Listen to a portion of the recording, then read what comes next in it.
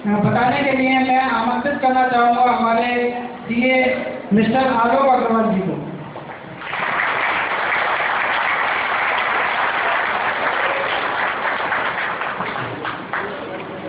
Thank you mister Balram. GTML की परिवार बहुत तेजी से आगे उन्नति कर रहा है, बहुत तेजी से बढ़ रहा है। 8 बिजनेस स्टोर अभी तक इन लोगों के खुल चुके हैं और they are planning to open 50 more retail outlet by the end of this year. तो जैसे कि मुझे रिस्पॉन्सिबिलिटी दी गई है GTML परिवार के बारे में, GTML कंपनी के बैकग्राउंड के बारे में और लीगल कंप्लायंसेस के बारे में आप लोगों को अपडेट करने के लिए शुरुआत करना चाहूँगा। GTML जो है global trademark limited public limited company है जिसको 2012 में इनकॉर्पोरेट किया गया था। रजिस्टर ऑफ कंपनी कानपुर में ड्यूली रजिस्टर्ड है। धीरे धीरे जैसा कि बिजनेस बढ़ता गया और जो स्टोर खुलते गए उसके साथ जो और लीगल रिक्वायरमेंट्स हैं उसके भी कंप्लायंसेस होते गए। आज GTML के फ्लैगशिप में करीब 4 या 5 ब्रांच चल रहे हैं। एक आपका ग्लोबल रियलिटी के नाम से रियल एस्टेट एंटरप्राइज है जिसको मिस्टर राजवेंद्र हेड करते हैं। ग्लोबल फुटवेयर है। गोविंद स्पाइसेस के नाम से स्पाइसेस का एक अलग डिवीजन है। इस तरह से GTML के फ्लैगशिप में 4 या 5 ब्रांड्स अभी चल रहे हैं। जहाँ तक लीगल कंप्लायंसेस की बात है, कंपनीज एक्ट 1956 में ड्यूली इनकॉर्पोरेटेड कंपनी है जिसका कि रजिस्ट्रेशन ROC कानपुर से लिया जा चुका है। आगे की मैं बात करता हूँ क्योंकि कहीं ना कहीं ये कंपनी जो है ट्रेडिंग के काम में इन्वॉल्व है। ट्रेडिंग ऑफ वेरियस कमोडिटीज इस कंपनी का मेन बिजनेस लाइन है। तो उसी के लिए जो नेसेसरी रिक्वायरमेंट्स हैं वैट वैल्यू एडेड टैक्स का भी रजिस्ट्रेशन कंपनी द्वारा लिया जा चुका है। TDS की कंप्लायंसेस के लिए 10 का रजिस्ट्रेशन भी कंपनी ले चुकी है।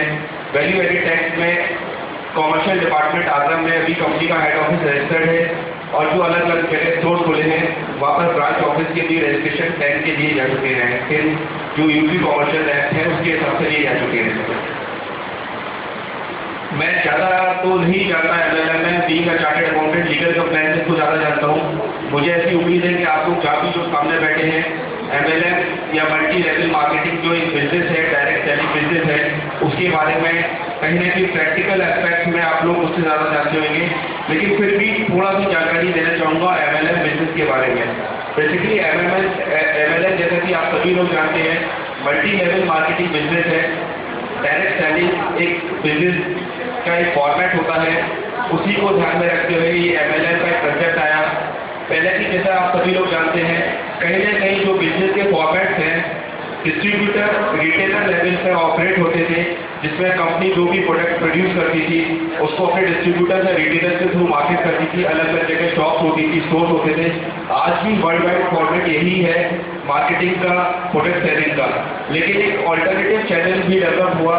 कहीं ना कहीं ये नीड महसूस हुई कि बहुत सारे लोग ऐसे हैं जो कहीं ना कहीं मिडिल मैन के रूप में प्रॉफिट को फॉलो कर देते हैं। कोई चीज़ 100 रुपये की बनती है, एंड कस्टमर तक पहुँचते 150 रुपये की हो जाती है। बीच में कहीं ना कहीं मिडिल मैन होते हैं जिसकी वजह से उसका मार्कअप हो जाता है प्राइस का और जो एक वैल्यू एडिशन है पास ऑन नहीं हो पाता कस्टमर तक। इसी को ध्यान में रखते हुए एक कंसेप्ट शुरू हुआ।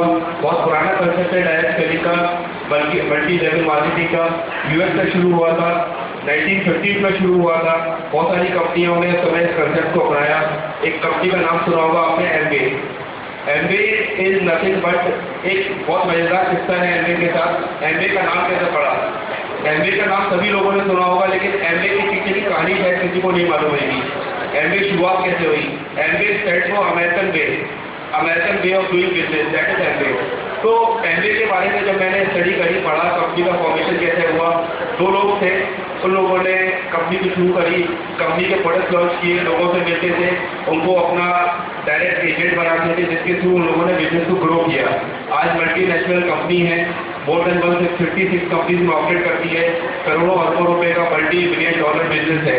इसी तरह से मैं उम्मीद करता हूँ GTML की धीरे धीरे जिस तरीके से GTML की शुरुआत हुई है, आने वाले समय में बिजनेस उसी तरीके से बढ़ेगा जैसे और कंपनीज का बढ़ रहा है। इंडिया में कुछ मिसकंसेप्शन लास्ट 1 साल में MLM और डायरेक्ट मार्केटिंग बिजनेस के बारे में डेवलप हुए हैं। आप सभी लोगों ने पढ़ा होगा, बहुत सारी कंपनीज ऐसी आई जिन्होंने कहीं ना कहीं पॉलिसी स्कीम जो हम लोग सुनते हैं या जो एक फेक स्कीम्स हैं उसके द्वारा अपने इन्वेस्टर्स को, अपने बिजनेस पार्टनर्स को चीट किया। तो उसके बारे में भी थोड़ी जानकारी देना चाहूँगा अपने स्पीच के द्वारा। जैसा कि हम लोगों ने काफ़ी सारी कंपनीज का नाम सुना है। जयपुर की एक कंपनी थी गोल्ड ने कहीं ना कहीं इन्वेस्टर्स को चीट किया। अमाउंट अभी तक नहीं खुल के आया, कितने करोड़ों रुपए का घोटाला हुआ। अभी वेस्ट बंगाल में कंपनी का नाम सुना हमने श्रद्धा करके, उसमें भी अरबों खरबों रुपए का घोटाला हुआ। तो क्या घोटाले के पीछे वजह रही, क्या वो कंपनी वाकई में सही थी? आज हमारी कंपनी किस तरीके से उन कंपनियों से डिफरेंट है उसके बारे में बताना चाहूँगा। मल्टी लेवल मार्केटिंग काफ़ी पहले, जैसे मैंने बताया, इंडिया में शुरू हो चुकी थी और उसको रेगुलेट करने के लिए आज तक हिंदुस्तान में कोई प्रॉपर एक्ट या कानून नहीं बना है। अभी तक मल्टी लेवल मार्केटिंग या डायरेक्ट सेलिंग को रेगुलेट करने के लिए इंडिया में कोई प्रॉपर लॉ या लेजिस्लेटिव फॉर्मेट नहीं है।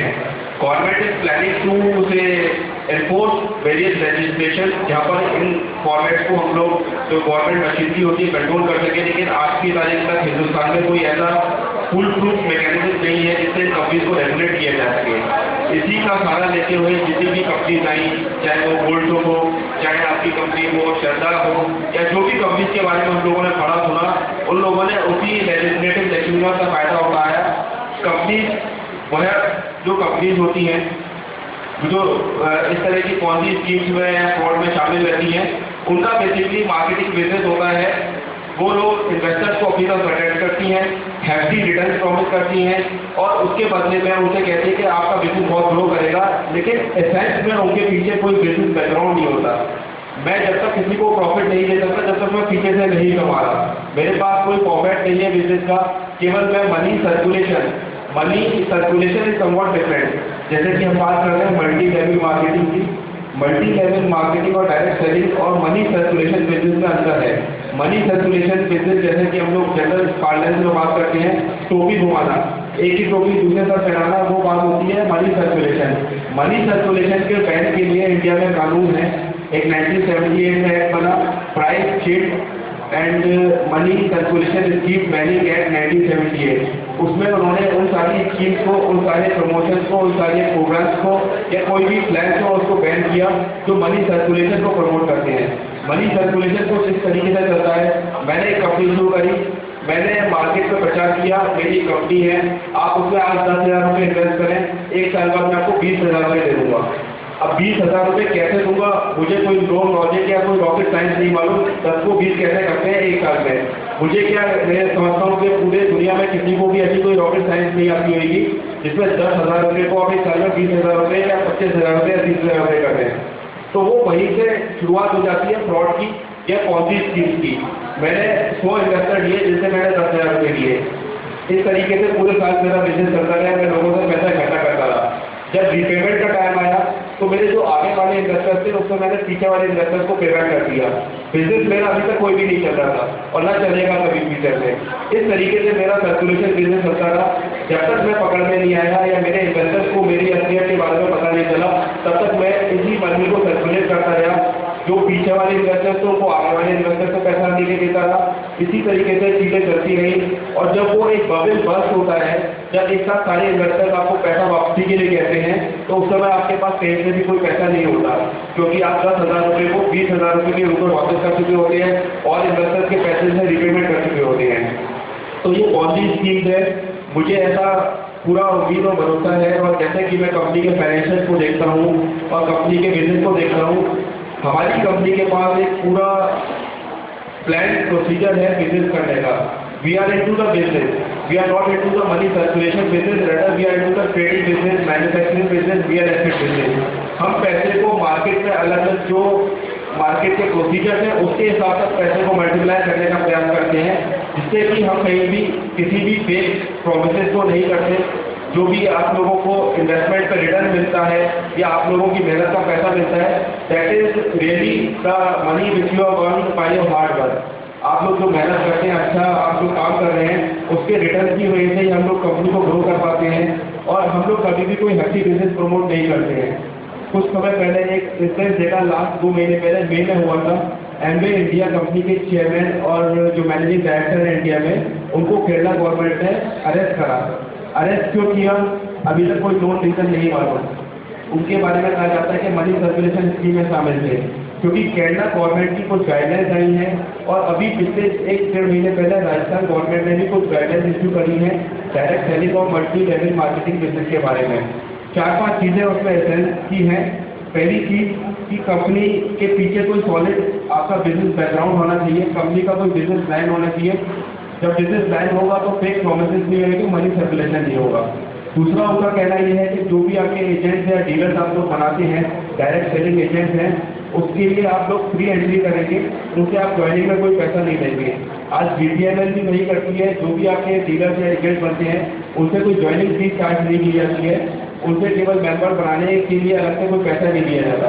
जब वो बिजनेस करते हैं, बिजनेस वॉल्यूम बढ़ाते हैं, तो बिजनेस वॉल्यूम पे उनका जो प्रोपोर्शनेट कमीशन या उनका जो प्रोपोर्शनेट मार्जिन है वो उन लोगों को डिस्ट्रीब्यूट किए जाते हैं और अलग से कोई भी चीज़ उनको जो इंसेंटिव स्ट्रक्चर है वो डिफाइंड होता है। जैसे कि दूसरी गाइडलाइन आई कि incentive structure should be defined. Incentive जो हम लोग मेंबर्स को या डीलर्स को देंगे वो डिफाइंड होना चाहिए, उसका सेट प्रिंसिपल होना चाहिए।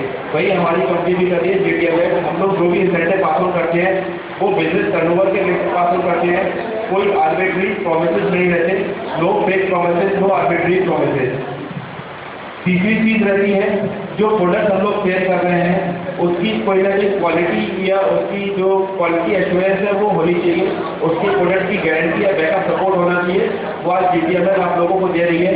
जो भी प्रोडक्ट मार्केट करती है वो बायबैक एश्योरेंस के साथ करती है। अगर सबस्टैंडर्ड क्वालिटी का है, क्वालिटी अच्छी नहीं है, तो आप लोगों से वापस लेकर रिप्लेस किया जाएगा। जो उन्होंने प्रिस्क्राइब टाइम पीरियड फ्रेम किया है, जो राजस्थान गवर्नमेंट की गाइडलाइंस है, केरला गवर्नमेंट की गाइडलाइंस है, वो 30 डेज है। अगर आप कोई प्रोडक्ट खरीदते हैं या कोई कस्टमर प्रोडक्ट खरीदता है और उसकी क्वालिटी का नहीं होता तो 30 डेज के अंदर उसको वापस करना होता है। बशर्ते कंडीशन होती है प्रोडक्ट मार्केटेबल कंडीशन में होना चाहिए, खराब नहीं होना चाहिए, सील टूटी नहीं होनी चाहिए, जो भी एक बेसिक मार्केटेबल उसके प्रोसीजर्स हैं वो फॉलो होने चाहिए। तो आज JTML वो सारे प्रोसीजर, वो सारी जो अपनी एक गाइडलाइंस है उनको फॉलो कर रही है। एक चौथी गाइडलाइन होती है वेबसाइट से रिलेटेड। जो वेबसाइट आप लोग कंपनी जो भी ऑपरेट करती है उसकी वेबसाइट होनी चाहिए, वेबसाइट पर सारी इन्फॉर्मेशन होनी चाहिए, कॉन्टैक्ट डिटेल्स होनी चाहिए, डायरेक्टर्स प्रमोटर्स के बारे में सारी उनकी अपडेट्स होने चाहिए, नए प्रोडक्ट लॉन्चेस के बारे में अपडेट्स होने चाहिए, कंपनी के प्लान के बारे में अपडेट होने चाहिए, कंपनी की जो भी फॉर्मेट्स हैं, फॉर्म्स हैं वो भी अपडेट होने चाहिए। तो आज जो JTML की साइट है, आप लोग जब भी उसको देखेंगे, आप लोग लॉगिन करेंगे तो आपको वो सारी गाइडलाइंस फॉलो मिलेंगी। सारे प्रोडक्ट अपडेट होते हैं, नई नई स्कीम जो भी कंपनी लॉन्च करती है वो अपडेट होती है, प्रॉपर चैनल वो अपडेट होती है। कंपनी के जो भी ऑर्गेनाइज रिप्रेजेंटेटिव हैं उनको एक प्रॉपर आइडेंटिटी कार्ड या उनको एक आइडेंटिफिकेशन प्रूफ कैरी करना होता है। क्योंकि तो ऑफिसर्स आप लोगों से बात करने जाते हैं, मिलने जाते हैं, अपने बारे में प्रॉपर्ली आप लोगों को बताते हैं, कंपनी के बारे में बताते हैं, कंपनी की जानकारी देते हैं। आज मुझे ऐसा लगता है कि शायद इस बिजनेस मीट को ऑर्गेनाइज करके जो कंपनी के MD बलराम गोयल जी हैं उन्होंने कहीं ना कहीं एक मैसेज देने की कोशिश की है कि कंपनी फेक नहीं है, कंपनी का बिजनेस फेक नहीं है, कंपनी के पास प्रोडक्ट लाइनअप है, कंपनी के पास बिजनेस स्ट्रेटेजी है। जैसे कि 8 स्टोर खुल चुके हैं, 50 स्टोर की प्लानिंग है। तो जैसे जैसे बिजनेस ग्रो करेगा आप लोग ग्रो करेंगे। मेरी तरफ से I can wish all the very best for the future of the company. एक बार जोरदार सवालियाँ आपकी कंपनी के लिए। Thank you.